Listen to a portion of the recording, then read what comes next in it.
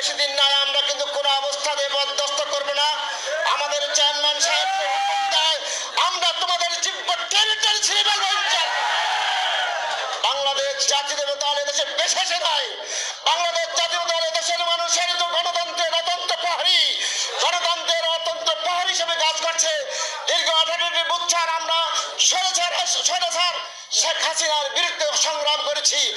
দরকার হলে আবার ওই চরমোনায় তোমার